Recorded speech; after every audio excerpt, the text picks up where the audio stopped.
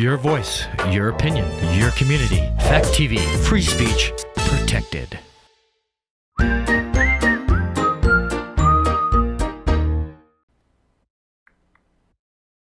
Where did these critters come from? Why are they here?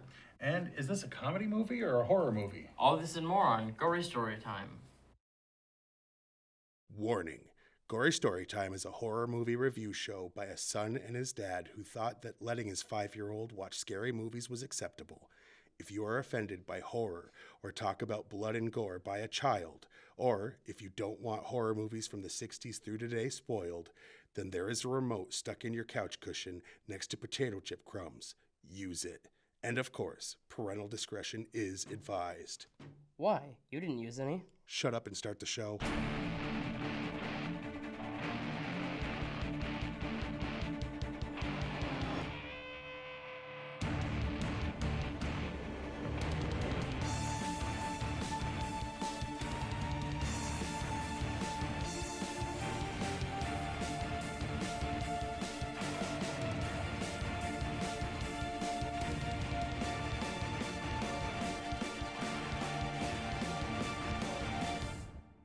Welcome to Gory Story Time. I'm your host, Jason. I'm his co-host and his father, Craig. And just to quickly answer those pre-intro questions, space jail to kick ass and chew people, and yes. See, you like to think back to what the questions were. Anyway, this is where we talk. Yeah. Alright. So this week, we are reviewing the first of... Nope, the third. Yeah. Third of 4 PG-13 movies. That are, well, PG-13 horror movies. Well, Specifically. that's what this show is. It's a horror movie review Yes, show. but- They didn't gather that much from all of the things Blah, that just blah, came blah. before us. Anyway, this week we're doing Critters from 1986. The classic Space thing. teeth movie. They're like, That's a lot of teeth. there's a lot of teeth in that poster. More teeth than are in the Basic movie. premise, there's a space prison.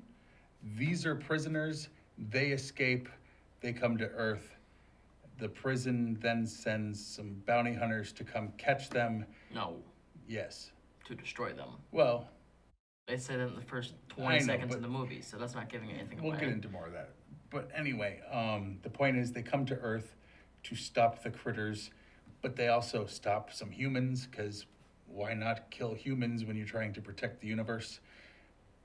And then, yeah, that's basically the premise. Basically. Space criminals that look like, Furballs. little toothy porcupines Yeah. come to Earth. But before we get too in depth, why don't we roll the trailer and let people see what it's like. Yeah, there we go.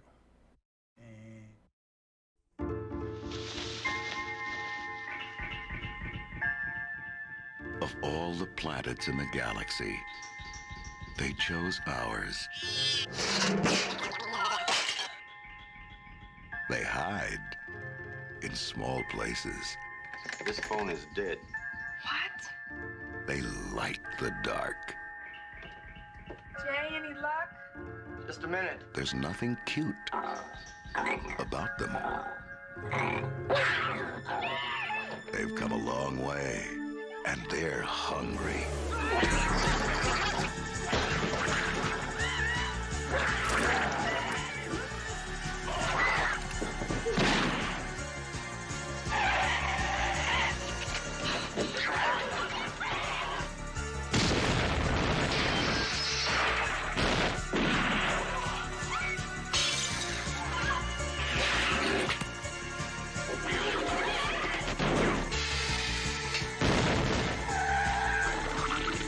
Dad's all torn up and Mom's got like a harpoon thing in her neck and they're getting bigger. Critters. They bite.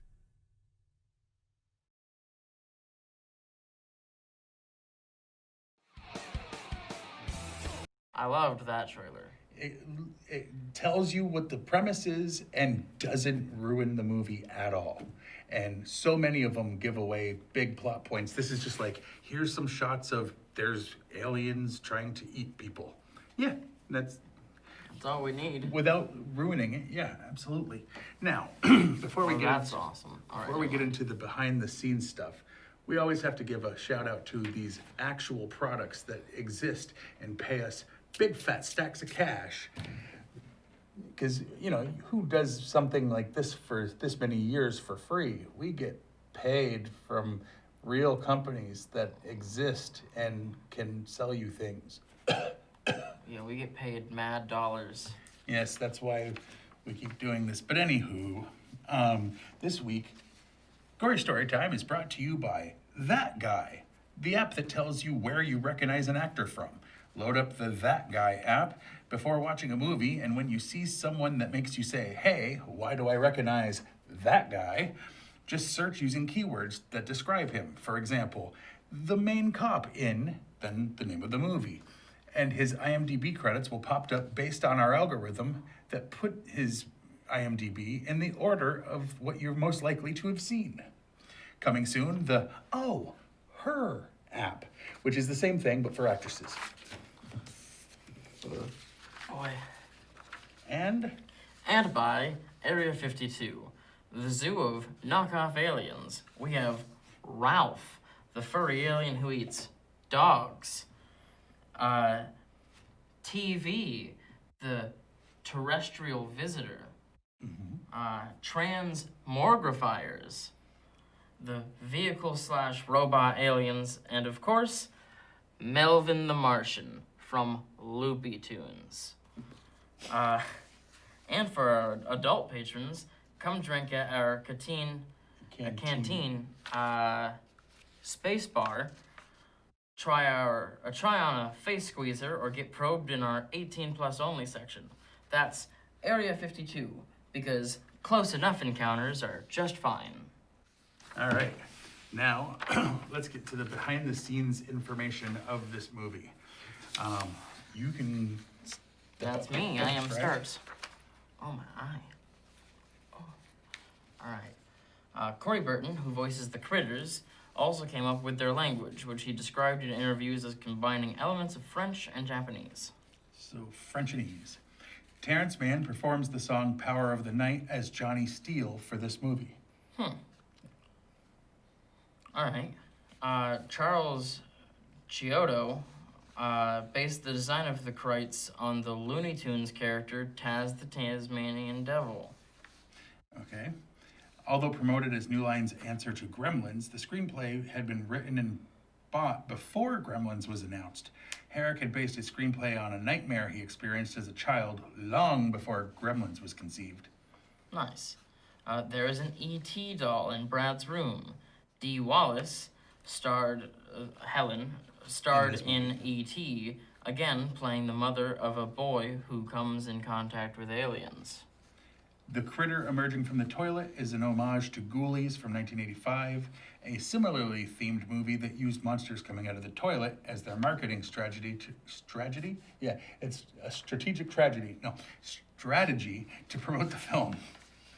The logo on the back of the bowling uniforms is a parody of the iconic Ghostbusters emblem. The colors of the uniform match the colors of Egon Spengler's uniform in the real Ghostbusters animated series. This is the only Critters movie where one of them grows to human size. The other movies do not seem to show them growing much from eating. When the critters are destroying the bedroom, one comes across an E.T. extraterrestrial vinyl plush toy and devours it.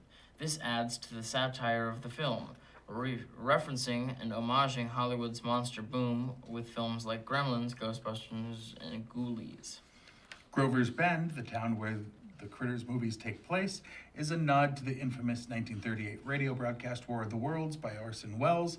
The broadcast reported aliens were landing in Grover's Mill. It was performed so well, thousands of listeners believed the fake news report was true. Residents in the area panicked and mistook the water tower for a UFO and shot it to pieces. The broadcast is about aliens landing in a spacecraft and attacking humans, like the plot of Critters. And a lot of other movies. Yeah.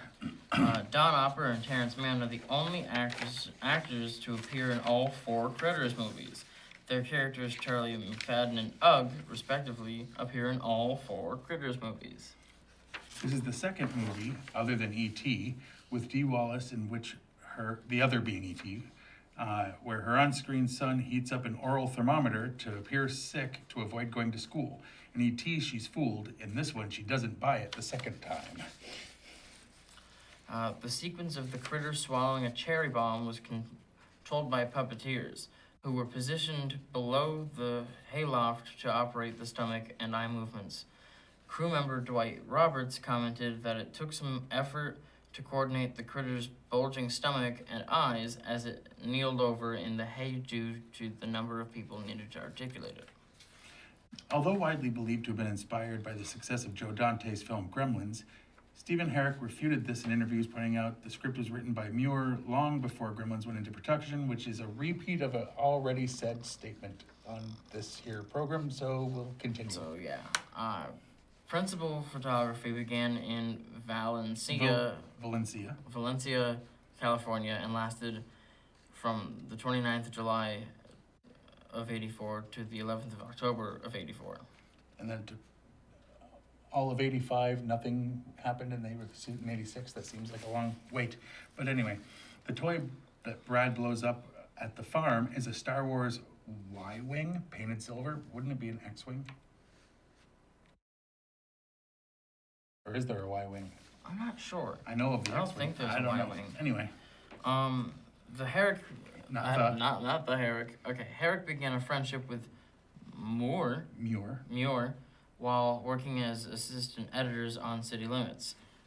When Herrick was looking for his next project, Muir offered him his screenplay for Critters, which he had written 3 years earlier. After working on the script, he pitched it to Show Films because of an existing working relationship to get advice on how to get the film made, in which their executives agreed to develop it. Special effects coordinator Chuck Stewart hired Joseph Lombardi as a consultant for the scene of the barn exploding. When they rigged the second floor ceiling with paracord that carried explosive charges inside it, when a contingent from LA County Fire Department was also on standby, the crew waited until 5 a.m. To detonate the explosion after the winds died down so no brush fires would occur despite the surrounding dry brush. Nice. This was Stephen Herrick's directorial debut. The later science fiction film Alienator, 1990, has a similar plot to Critters. In that film, an android assassin called the Alienator goes to Earth to hunt down an alien criminal who escaped from a prison planet. That is very similar. Spoilers. Body count. A cow, 2 humans, and several chickens died in this movie. And there are only 2 deaths on screen. All other characters were simply just harmed. Now, apparently that means they're not counting the chickens and cow. Yeah. Well, I guess they're not very woke. The vegan contingency of fans must be very upset by the fact that they don't consider it a cow murder and chicken murders. I don't, because cow and chicken. Yeah, but they're all like burnt to a crisp. Anyway, and or eaten. And And according to the fine people at Rotten Tomatoes, where they just basically have a percentage of people who liked it out of 100 and reviewers who liked it out of 100, they say that 45% of the people liked this movie, and it got positive reviews. What percentage of the time? Take it, Jay. 55% of the critics gave it a positive review. Yeah. And those are pretty low, but again, for horror movies, that's usually the case. We're more surprised when you get a good review. I mean, unless it's something like The Shining, which was Stanley Kubrick. Right. And, yeah. But having it higher from the critics is actually a surprise. Anywho. What was your, want to go least or most first? Most. All right. What is your favorite scene? Well, it's right near the beginning. So the critters escape, blah, blah, blah. Bounty hunters are sent. They're told, hey, go to Earth. And on their way to Earth, they do some homework to know what Earth is like. And one of them turns on the TV and a song starts playing, and there's this cool effect of him, like his head melting down into nothing and down to a skull. and then growing back up into the person that he sees on the TV. Yes. And it was pretty awesome. Yeah, 1986 special effects, but it was pretty good. My favorite part is, as we've mentioned on this show many times, PG-13 movies are allowed one F-bomb. Now, the Marvel universe doesn't usually use it. They insinuate Disney. it. They insinuate it. Yeah. Usually there's some S words, but they like at the end of the Avengers Infinity War, when Sam Jackson's character dusted, he was about to say mother, and then he's like mother and disappears. Right. A lot Because of those, they Sam insinuate Jackson. it. Yeah. This used its one perfectly. Right. When two of the critters are talking to one another, one of them gets blown away, and the other one, in its language, basically just says the F word. Just by itself, yeah. I'm trying not to, because this show doesn't really need to have that. But you know what I mean, people. Yeah. What was your least favorite part? That's a tough one. It really is.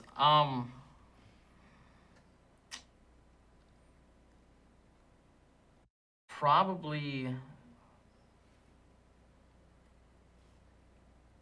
the stupid boyfriend. Okay. Just in general, I didn't really like him. Okay. He kind of got in the way of things. All right. Put people in danger that didn't need to be. I didn't like, so my least favorite thing would have to be the bounty hunters having no rules against killing innocent people. The point was they were hired because these things escaped from a prison planet, meaning if they were in a prison planet, they weren't given a death penalty, right? And since when is escaping from prison a death penalty case? Now, I know this is alien the cases. murders, so... Right, but I'm saying, like, they were probably, like, eating beings to get locked up in the first place. So the idea that they escaped to Earth and the alien bounty hunters had no qualms with destroying property and folks on Earth to get to them, I didn't like it. Yeah, because, like, the first thing they do is they go into a place and just start shooting people. And it's like, Right. no, It's you're like- not here to shoot people. Yeah, that'd be like if Dog the Bounty Hunter did something stupid, like be racist or, oh, wait a minute. No, it'd be like if he walked into a room and started shooting everybody because he had to arrest someone on a warrant. Like, no, If don't he had do to that. arrest somebody who wasn't there, Right. and he just walked that in and too. started shooting people. Yeah. Right. So I just didn't like that. Right. That's about it. Yeah. I think Feels we kind of short. It does. But you know what? Sometimes we go a little longer, sometimes we go a little shorter, but we always try to keep it under a half hour, and I think we managed it. Yeah. So, on a scale of 1 to 10, Me, I would probably rate it just because I was an 80s guy, you know what I mean? I'd still give it like a 6.5. It's not great, but it's definitely worth watching if you like horror. Wow. Oddly, I thought I was going to have this number lower than yours, but I'm going with 7. Okay. Because That's a little higher. it's funny. It does its job, It's funny and has horror, and and I thoroughly enjoyed it all the way through. Oh, it's enjoyable. Even when I had no idea who I was looking at. Yeah. We had to look up so many people, and it's like, why do I know him? And it didn't even help doing that. So Nope. that might have inspired a fake commercial. I mean, a real commercial that exists. Fake commercial. Anyway, What are you doing here, sir? yeah, so 6.5, you said, 7. 7, And and- watch. and I guess that's about it, except we have to give our Stuff little that's on the side spiel of the that screen. comes up on the screen and we tell you where to find the show. And there we It go. is. You can watch this show on Fact TV channel 1076, Thursdays at 8:30 p.m., Fridays at 7 p.m. You can email us at a email that no longer is in service, so don't bother. Yeah, you're gonna have to fix that. Yeah. Like us on Facebook. That's Fact TV has a Facebook. They go live and they stream this, then they do other things on their Facebook. Mhm. And you can like our page on Facebook, Gory Gory Story Story Time. Time. There's memes and we Try to put up Post episodes things. and links and yeah. news, like if someone in the horror biz dies, we've tried to Or has a keep up with birthday. that. Yep. And we got our Twitters. I'm at Craig Jakes, all one word, all lowercase, and you said you can't access yours? I can't access that one. Oh, well. And I don't remember the name of my new one, so I'll just update it eventually. Okay, and I guess that's about it. So, Oh, and factdate.com. oh yeah, go to factdate.com. You'll see a bunch of episodes of this and other shows. There's a lot of good content that's put out by this station. Yes. So until next time, I'm your host, Jason. I'm his co-host and his father. I'm And Greg. And sweet dreams.